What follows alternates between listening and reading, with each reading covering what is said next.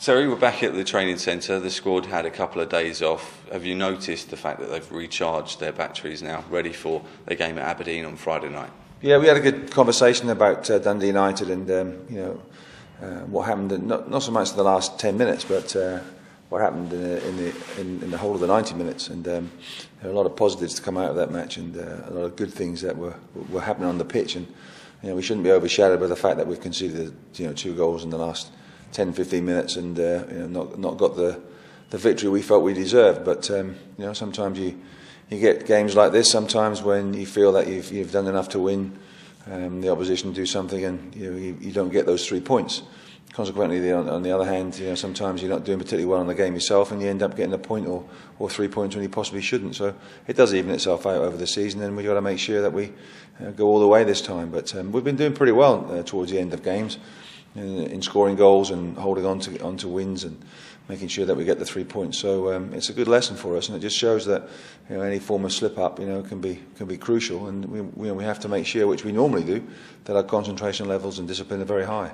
Is that one of the key challenges then for you as manager, to effectively manage the workload of the squad so they're not burnt out at any stage of the season? Well, when you look at the festive period, and we're off to Aberdeen on Friday night as well, so we're playing ahead of the others. It's been very demanding, and when you get a team that's settled, a team that's playing good football, a team that's winning, you want to keep it like that. And we've asked the same players to go to the well sort of thing all the time, and it does put a big demand on you physically, but also mentally too. But our boys have been terrific. I mean, I have to say, it was just the final few minutes against Dundee United when they've thrown caution to the wind and bombarded us really with lots of long balls, which is most unlike Dundee United. But in the end, they got the point.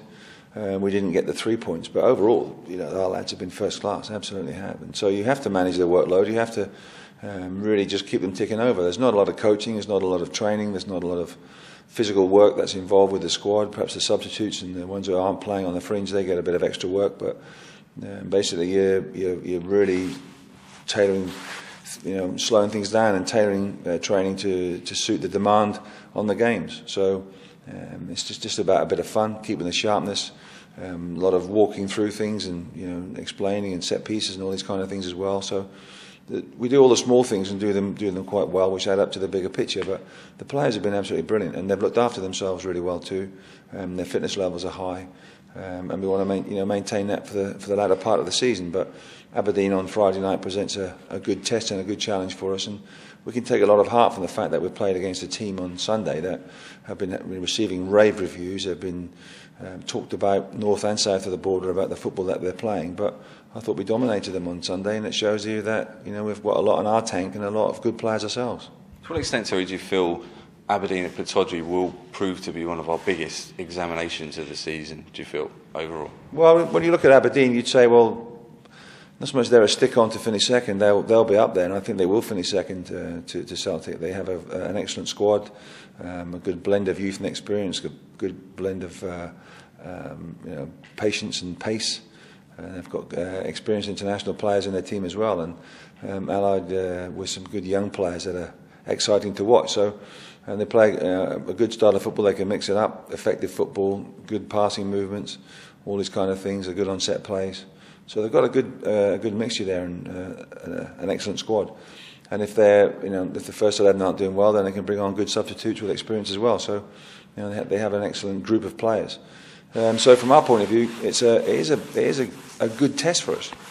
But we like to test ourselves now, and we've played against teams from the bottom six, and we've done well against them. And now we want to do well against teams from the top six, and that means teams like Dundee United, teams like Aberdeen, because these guys have set the pace this season already, and they're quite some way ahead of us.